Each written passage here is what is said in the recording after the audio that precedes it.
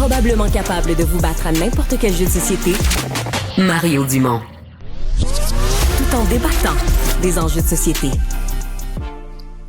En soirée en partie euphorique au Centre Bell avec la performance d'Ivan Demidov, ses débuts dans la Ligue nationale de hockey, mais où les partisans sont ressortis déçus et surtout très inquiets de voir le Canadien rater les séries après avoir eu tant d'espoir. Jean-François Barry, salut! Ah, Mario, hein? Ça aurait pu être une soirée parfaite, mais non. C'était après 15 minutes, ça avait l'air d'une soirée parfaite. Ouais, on va commencer avec Demidov, si tu veux bien, là, puis après ça, on parlera de la situation du Canadien. Ivan Demidov, hier, en a mis plein la vue à tout le monde. Là, je vais mettre mon chapeau de fan excité. Honnêtement, un talent comme ça fait longtemps qu'on n'a pas vu ça à Montréal. 19 ans seulement, le kid. Il a marqué, il a ramassé une passe à sa troisième présence à la patinoire, un but par la suite.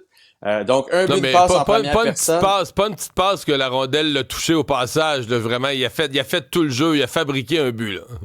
Et c'est ce qui m'a frappé hier, c'est comment il se crée de l'espace. Comment déjà il gagnait le respect de l'adversaire. T'as vu que l'adversaire fonçait pas tant dessus parce que t'as peur de te faire avoir. Et hier, ce qui est arrivé sur le but de Newhook, il s'est créé de l'espace, il est parti derrière le filet, il a trouvé la palette en avant et ça a fait 1-0. Et après ça, c'est même magique sur le deuxième but parce que, bon, les gens vont dire qu'il était seul devant le gardien, mais il était quand même à courte distance, Mario. Il n'y avait pas beaucoup d'espace, non.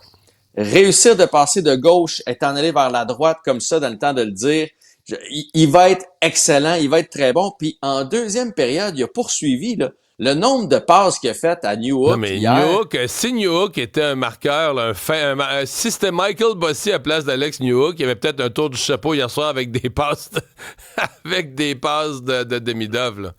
100%. Fait que, écoute, on va l'aimer longtemps. Ouais. C'est probablement le vol du repêchage.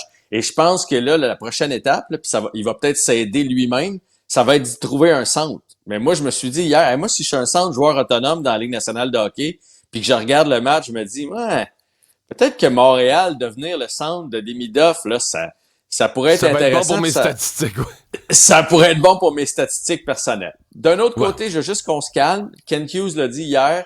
Ryan Poehling, souvenez-vous, dernier match de la saison, avait fait un tour du chapeau contre les Maple Leafs de Toronto il y a quelques années. Et maintenant, il compte 3 buts par saison. Fait que on va quand même se calmer. Ce n'était que les Hawks hier avec une défensive quand même jeune. Donc, j'ai hâte de le voir contre un Victor Hedman, tu sais, du Lightning de Tampa Bay. Mais on voit que tout le coffre à outils est là.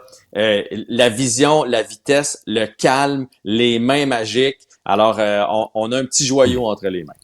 Bon. Ceci dit, le but de la soirée hier, après l'émerveillement de Demidov, c'était de régler. On jouait contre l'équipe, une des dernières de la Ligue au classement. C'était le moment d'aller chercher les 2 points pour fermer les livres.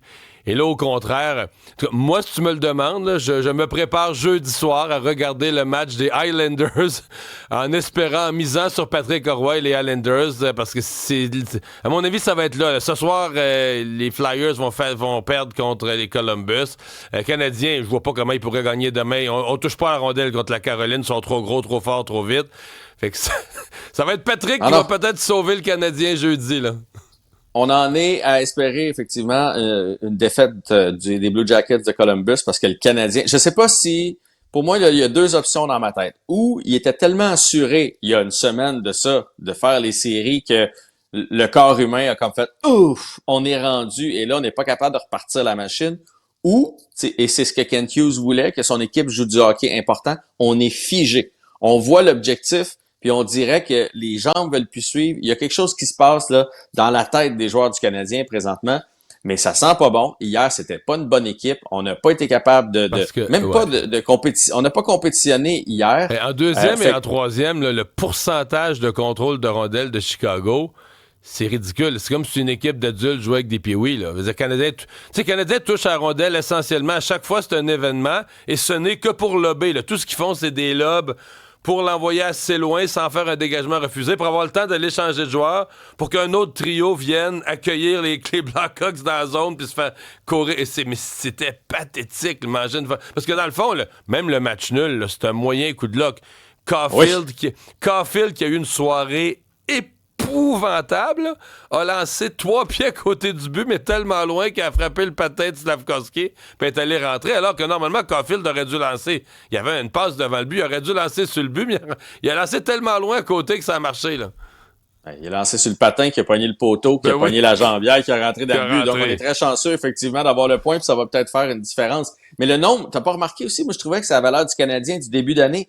Les chances de qualité qu'on donnait, là, des joueurs seuls dans l'enclave, oubliés. On a eu un avantage numérique où on a donné 2 échappées aux Blackhawks. Donc, le Canadien était pas là hier. Et puis, la seule petite lueur d'espoir, je trouve, pour une victoire contre la Caroline, c'est que la Caroline va peut-être reposer des joueurs. Parce que ils ont rien à gagner, les autres, puis rien à perdre. Tu mets peut-être pas ton gardien numéro 1. Peut-être que s'il y en a 2-3 qui ont des bobos, tu les reposes. C'est peut-être qui nous dit exactement ça, là, que dans son espoir, là, que la Caroline, on risque d'affronter l'équipe B. Bon, ça, c'est peut-être l'espoir. Tu peux pas en reposer 8 non plus. Puis entre toi puis moi, hier, les Hawks, c'était l'équipe C. Là. Il y avait des joueurs qui sortaient de l'université américaine, qui disputaient leur premier match dans la Ligue nationale de hockey. Ils étaient jeunes longtemps. Avant qu'on se quitte, Mario, moi, j'adore Caden Goulet. Mais hier, la mise en échec de Goulet était pas nécessaire. Ridicule. C'était 2-0. 2-0 pour le Canadien. Le Centre Bell était en feu à cause de Demidov qui avait déjà 2 points. On avait le match dans les mains, même si on jouait pas si bien que ça. Et là, il traverse la patinoire pour aller geler Moore, et qui avait pas la rondelle. Donc, d'un, ça réveille les Hawks parce que, tu sais, à un moment donné, tu fais, hey, on a beau être éliminé, on se fera pas blesser ici à soir. Donc, ça vient chercher quelque chose. Puis même le capitaine des Hawks a failli se battre. Puis ça, c'est sûr qu'émotivement, t'as réveillé les Blackhawks complètement, là. Plus t'as pogné une punition, puis comme le Canadien a eu, depuis quelques matchs, a énormément de misère à défendre les punitions, t'as donné un but. Fait que t'as donné de l'énergie, t'as donné un but. C'était exactement. Terrible. T'as ouvert la porte, puis c'est là, je trouve que ça s'est mis à mal aller pour le Canadien. Et si on manque les séries, les unités spéciales de fin d'année vont avoir un gros enjeu, parce qu'on marque plus sur l'avantage numérique. Là, vous allez dire, hier, ils ont marqué, mais entre toi et moi, c'est un but chanceux, c'est un accident. Non, on est 0 en 12. La vedette du Canadien hier en avantage numérique, c'est Samuel Montembeault, qui à 5 contre 4 a volé. À 4, là, les Blackhawks étaient plus forts puis attaquaient continuellement, puis Montembeault a sauvé des buts. Là. Donc, on en revient, c'est pour ça que je me demande ce qui se passe dans la tête des joueurs, parce qu'on en revient à des erreurs de concentration. Je veux dire, à 5 contre 4, le Canadien, comme n'importe quelle équipe dans la Ligue nationale, est capable de contrôler le disque, donc contrôler le jeu. Comment ça se fait qu'on donne des échappées, soit qui sont figés, ou soit que mentalement, ils ont décroché parce qu'ils voyaient déjà les séries arriver, puis hier, ils assistaient aux autres aussi. Il y a Martin, Jeff, il y a Martin qui a demandé à ChatGPT, le Canadien serait à 85-90% de chances de faire les séries. Ça, je pense que c'est... non, oubliez ça. Là. C'est de la statistique, parce que tu peux dire les chances... À mon avis, le Canadien est plus aux alentours de 25% de chances de faire les séries, là, parce que Columbus, c'est une série de victoires. Est-ce qu'ils vont vraiment perdre contre Philadelphie? Peut-être que les autres aussi vont venir nerveux, là, ils pourraient perdre contre Philadelphie ou les Islanders. Oui. Mais si tu regardes par les probabilités simples, c'est que les Columbus vont gagner les 2 dernières, le Canadien va perdre l'autre. C'est la plus grande probabilité présentement, là. Moi, je suis plus optimiste que toi. Là. Je vais le mettre à 50-50 parce que Philadelphie peut bien... Tu sais, il va y avoir des jeunes à Philadelphie qui peuvent jouer le même tour qu'on s'est fait jouer hier, là. Mais c'est sûr que quand tu regardes les sites, il y a plusieurs sites là, qui font des pourcentages de chances pour le Canadien. On était à 99 un bout de temps. Là, on doit descendre.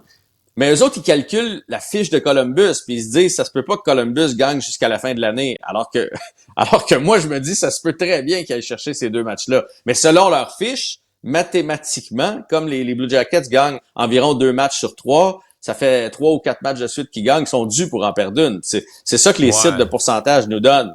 Mais après ça, il y a le cœur, puis il y a les jambes, puis il y a l'énergie. Puis eux autres, ils jouent pour Johnny Gaudreau, comme on le sait. Fait qu'il y a une motivation supplémentaire. Ils vont pas lever le pied, c'est sûr et certain. Eh bien, mais en tout cas, si jamais le Canadien sera en série, ça aurait été d'une façon dramatique. Merci Jean-François. Salut. Salut, bonne journée.